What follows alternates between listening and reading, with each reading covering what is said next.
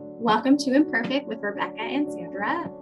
We have a guest today, Rashell, and I'm super excited because I finally get to meet her. I found her through Tone It Up, the community on Instagram. Actually, how long have you been doing Tone It Up, Rashell? Oh my gosh, I think it's from 2017. But I followed for like a couple years before becoming a member. Okay. Yeah. I think mine was 2014, but that's when they were in like Self magazine. So like that's when I found them. So I'm excited because that was the first thing that I saw her on. And then our topic today is why I really wanted her to come chat with us, is how to stay positive, how to keep a positive mindset. Because you are, so for me, I feel like anyone that watches your Instagram, like you're just so positive and it's so genuine. And I just love watching your reels and anything. I love it. It helps me throughout my day. So that's why you're here. Oh, wow, you're so sweet. Thank you. Yes, thanks for being on here with us. We are really excited. Oh yeah, absolutely. Yeah, just tell us a little bit about you. Like, if you want your age, you don't have to. And just a little bit of like your backstory, and we'll go from there. Totally. Well, thank you so much for having me on. You guys are so sweet. My name's Rashell, and I am I'm a 32-year-old soon-to-be mom, first-time mom, and I am also a critical care nurse in the Portland area. I have been a nurse since I graduated from nursing school, November 2019. So I kind of just started and was actually the first week I became an independent nurse, which was in March 2020, was when the pandemic hit my hospital. So it was just like, welcome in like a not nice way, welcome to nursing. And I even before that, it was so funny because I had this mindset that I was like, okay, I'm so excited to be a nurse. I'm finally going to have like a stable job, and we can like, I get out of school and go on trips. And I had been in school for about 9.5 years before that, because I had a first degree. I took 2 years off. I really didn't know what I wanted to do. I was a psych pre-med major, thinking I want to get into clinical psychology, loved how the brain worked. And then I kind of just stumbled upon different office, essentially medical jobs. I was a office assistant, a medical scribe, and a finance. And when I was a medical scribe, I just followed around some really amazing people. And I then was like, okay, I need to go into healthcare. And so at that point, I had lost all my sciences. They're all too old. So I had to go back to school and work full time.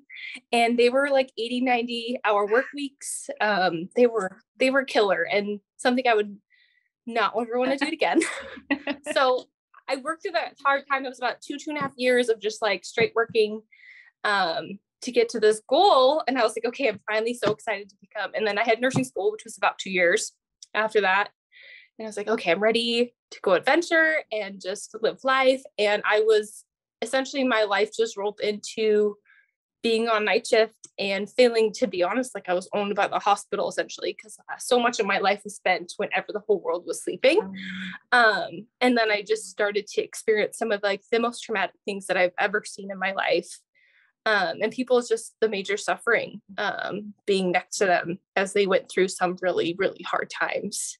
And so that's just a very quick nutshell of everything. So I feel like during that time, a lot of growing up, a lot of just like figuring out myself, because obviously that changes all the time since we're organic beings, but I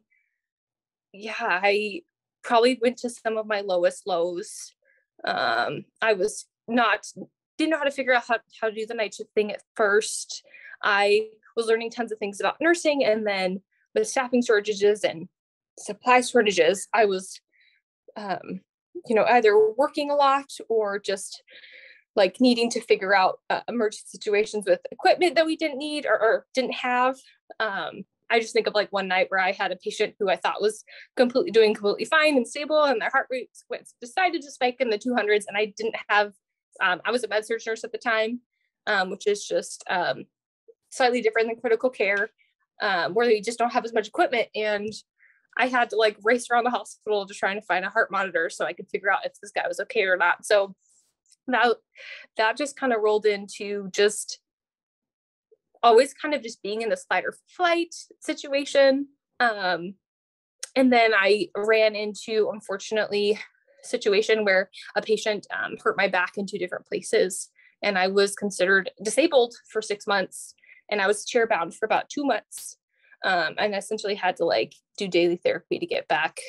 My doctor said, or nurse practitioner at the time said, she didn't think I was ever going to go back to my nursing job. And of course I did not want to hear that. So right. I just pushed and trusted that little steps every day would get me better.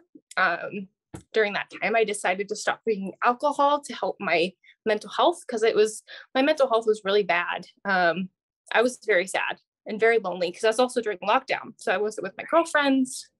I thankfully at the time was living with my in-laws' basement to save money to pay off nursing school loans, which we had just paid off. And that just kind of, instead of just buying a house, we just stayed with them longer and we had them as support. But it went from being like 2 very dark times, like back to back. And I was just kind of rocked, to be honest. But getting out of that and getting back to my job and realizing, okay, I have a choice every day to show up, be for my patients, but also be for myself. And I have to, kind of like in the airlines world, they'll say like, you have to put your oxygen mask on first. I have to put my oxygen mask on first before I put on my patient's oxygen mask. And that's like more literal, of course, because I don't use oxygen masks at work, but I have to take care of myself every day so I can best help these really sick patients. Because then I decided, I was unsure at first, but then I rolled into a critical care float nurse job this past January. And so I could just continue to grow my skills and take care of the sickest of the sick in our hospitals. And so, it has been a very interesting journey, but I know that even though there was a lot of bad times, it has helped me grow to be just someone who's stronger and more prepared for the future and whatever craziness might happen. Right. That I love what you said about a lot. The oxygen mask, because Zandra and I were actually just talking about this in one of our previous episodes. Yeah. Like an episode or 2 ago. That's why we kind of laughed when you said it, even though it wasn't funny. Obviously. Yeah. Oh, no. Serious, but important. Like you were saying, you got to take care of yourself. You kind of touched on it, but your day-to-day mentality, like how would you describe that? I'm guessing that's something you just start with when you wake up, right? Like totally. You have a journal and that's actually one thing is that I'm not super into writing things down unless it's in my planner. Like that's the one really place I do. That's one thing I'm maybe dabbling in and for journaling and writing more right now. Mm-hmm. But I truly believe that you can actually change like the positive, like our brain is made up of neurons and those can change over time. And actually like it's called neuroplasticity. And actually your positive thoughts over time can change how your brain functions long-term. Mm-hmm. Actual science. That's awesome. Yes. Yeah. And so, and it goes back to my psych days of when I took all my neuroscience classes. And so I truly believe that like writing down gratitude or positive things as wonderful indications. But I try to incorporate it into how I show up every day and how I speak with people. And like, even to be honest, like 3 days ago, one nurse who I'm working with, said, Rashell, I always like working, which was just really nice. She was like, I like working with you because you're always just like this bundle of positive energy. And I was like, well, thank you. Like, which is like the nicest compliment someone could say. Because I haven't always been that way. It's been a journey and needing to work on many things. I love to listen to different podcasts and read books on the subject. I have been seeing the same therapist for 1.5 years that I get through my work. She's specifically trained to support nurses, which is really cool. And it doesn't mean that I have perfectly positive days. Like even with like, especially with like like being pregnant and having hormones, I get like my husband will call like, oh my gosh, you're spiraling again. So I get anxious for sure. Yeah. But I also feel like the next day I bounce back so much better when I like debrief it with my husband. I was like, wow, I think I was just really tired, hungry, one of the two, probably thirsty usually. But yeah, I try to interact, especially also with my patients. It can be different, of course, depending on the person. But I try my best to support them emotionally and positively. Because to be honest, a lot of times they are not happy. They're very angry. We have a really bad problem about patients. Heck, I got injured from one, but like patients essentially taking out their anger on nurses and injuring nurses or emotionally abusing us. I've been called every name in the book, even though I'm like, okay, I'm here to help get your meds. And I'm just been called like, my favorite one is actually, I was called Mad Woman once, which is like, makes me giggle. And I was covered in my little COVID getup and my PPE, and I just snorted in my mask. And I was like, okay, well, if you don't want to take your meds, I'm not here to force you to take them. I'm just here to help you. So it can be really hard though, because taking care of humans can be very wearing. But I know that every day that I have a choice. I have a choice to let that affect me. And if it is affecting me, I have a choice to ask for help. Because that's where I'll just be like, okay, I really need to talk to my therapist, or I need to talk to my husband, or I need, make sure I schedule my PTO in the future, things like that. Sure. Yeah. You are definitely covering all the things we want to talk about. Do I have questions? No, it's awesome. I knew you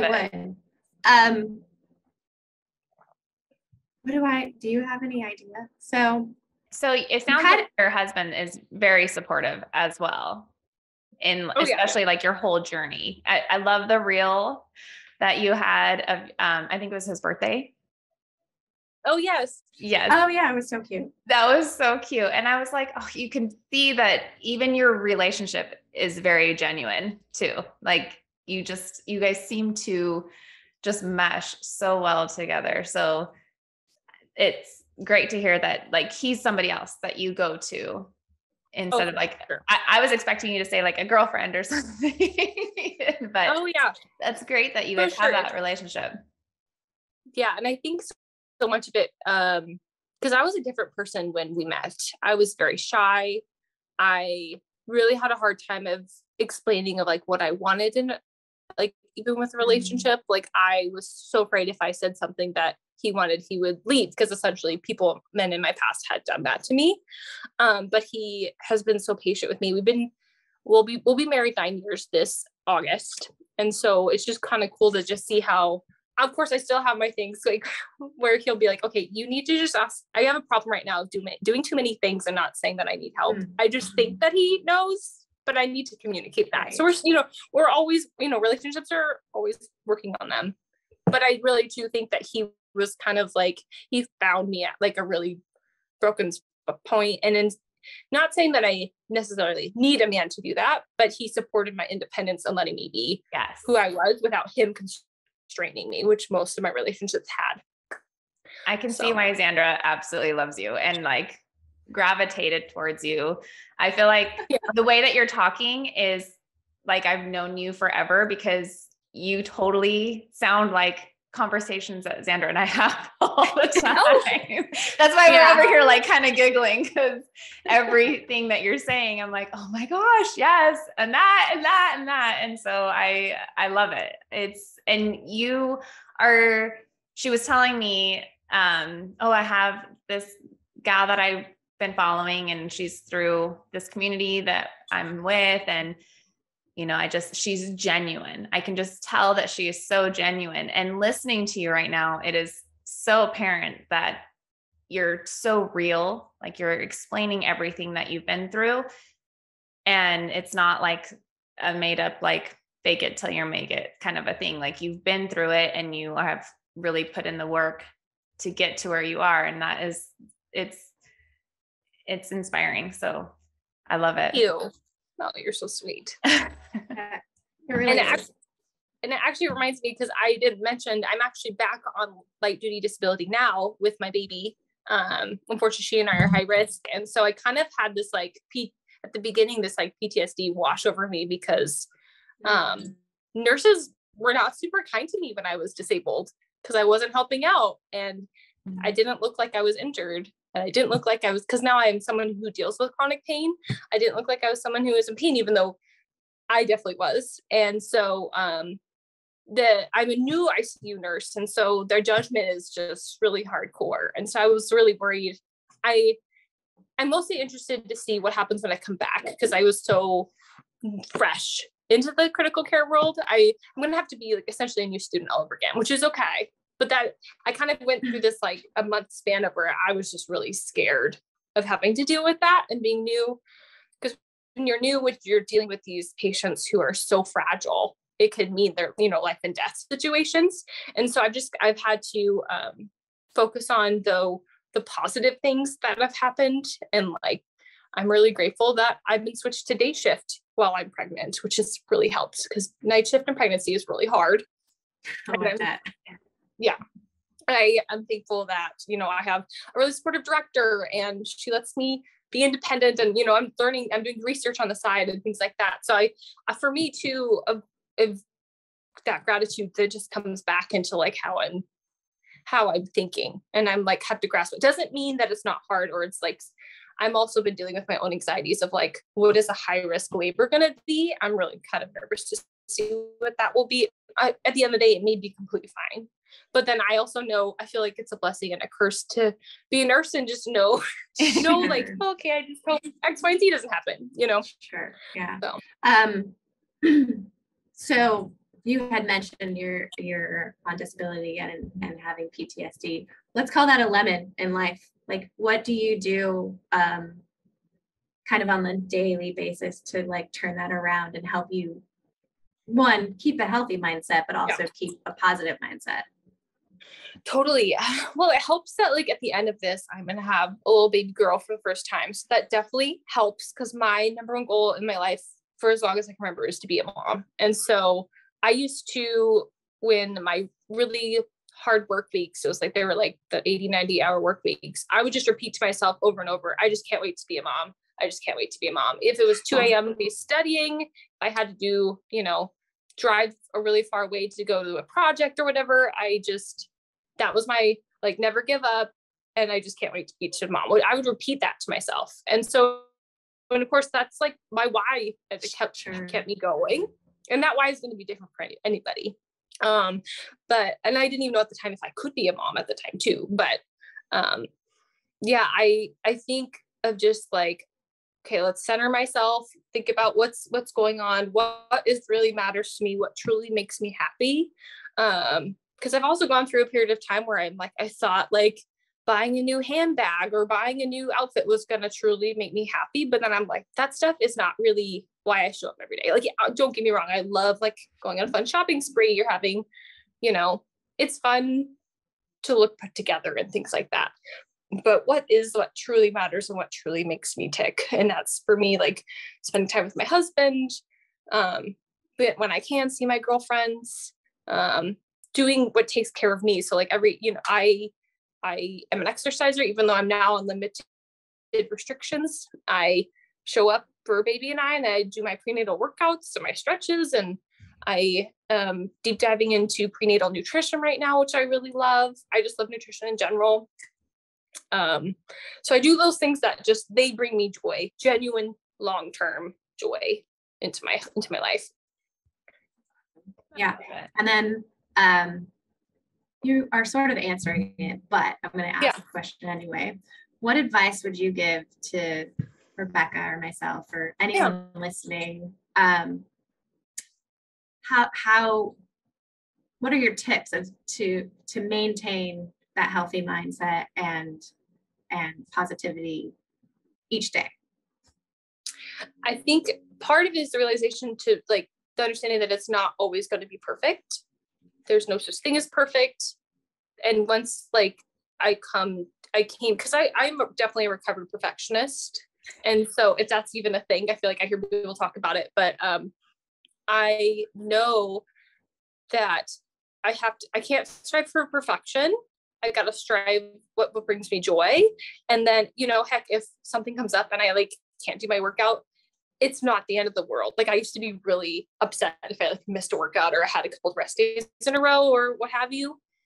I can get back on the horse and be consistent and continue to do those little things that help me and make me happy, which I know is going to be different for everybody. So yeah, I don't know if that answered your question or not. No, it totally did. You said in the beginning, honestly, it's taking care of yourself and putting on that oxygen mask for yourself, which is awesome. And again, here we are nodding and smiling because we're like, yes, oh my gosh, we talk about it all the time. We also are recovering perfectionists. I had to realize I was a perfectionist first though. Like for me, I did not realize it. I thought I was a go with the flow kind of person because I never made plans, but then I realized I didn't make plans because my expectations were often never met. So I was like, really upset that they were not there. So I think that is a huge thing. For women, it seems that we tend to be perfectionists, but anyone who is a perfectionist, it is a big thing to recognize. Yeah, totally. Yes. Good start. In fact, last week, since my husband did the podcast with me, we re-recorded because, and then I even mentioned like, even though it's called imperfect, I'm a perfectionist. And so it is a daily work in progress for me still. Like I was just telling Zandra before we hopped on that, I'm getting better at delegating. Even though I turn around and then say, fine, I'll do it myself. So I get it. Like I still have to really, really work on that. And so I love that you brought that up, that it's always a work in progress. Like you have to consistently work towards that. Yeah, absolutely. And I think for because I deal with that too, especially like prepping for a baby and, things have to be quote unquote perfect. And then I realized I look at it and which is something I've learned to do with my therapist, but like realizing that's an anxiety that I'm holding within that is kind of like this emergency blanket that I'm thinking that it will help protect me, but I need to then turn around and look at it and realize it's actually holding me back. It's not actually helping me enjoy life more. I can totally see that. I love that. And I love that you're so open about seeing a therapist too, because I feel like, especially our generation, it's probably our first time, like it being more acceptable and open and encouraged that we see that a therapist. And so I love that you are so encouraging of that and open to that. So I appreciate that you shared that with us too, because it's really so important. Oh yes, absolutely. And when I was a psych major, I still wasn't a believer, which is crazy. I like have this, my family grew up a certain way that only people who were quote unquote crazy would go see the therapist, where actually a therapist is a wonderful tool for anyone to develop essentially a stronger mind to be more resilient to this world. And of course it may take finding the right therapist. I've been through a couple, and I had to get through that just generational mindset shift for sure. Yes. I love it.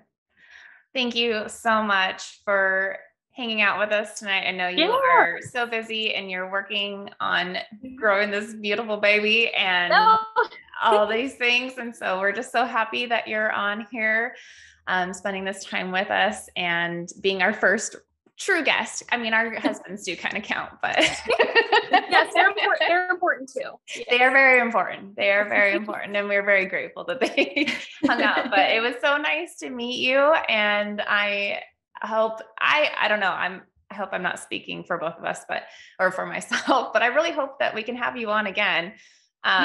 You touched on a lot of things that we have talked about before and wanted to kind of go in more depth on. And so I think it would be a lot of fun. Zandra, do you agree? Oh yeah, absolutely. I'm just throwing it out there. I hope that we can have you again. So if you guys are not already, you can follow Zandra and I on Imperfect with Rebekah and Zandra, or Imperfect with R and Z. Good grief. We're on Instagram, Facebook, Twitter, and you can listen to us on Podbean, Spotify, and now Apple. We got it fixed. It's finally up. That's exciting. Or YouTube. And then Rashell, where can we find you?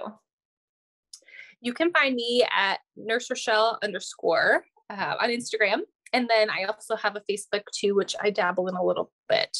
But those are my two things. And I just have one little plug, is that I'm actually working on something kind of similar to what we talked about, which I'll be rolling out hopefully before baby arrives. I'm calling it my top secret project. Yeah. Yeah. Yes. I was going to ask you about it if you didn't bring it up. I was like, I'm really excited. Maybe we can talk about it after it comes out. Don't worry. We really don't know. It's still top secret. Yeah.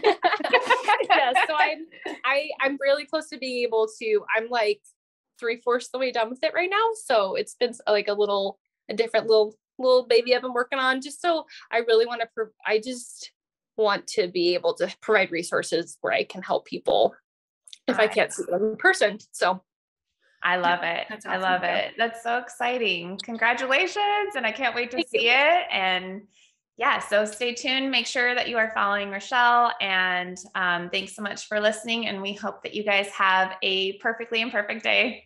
Woo, yeah. Bye guys.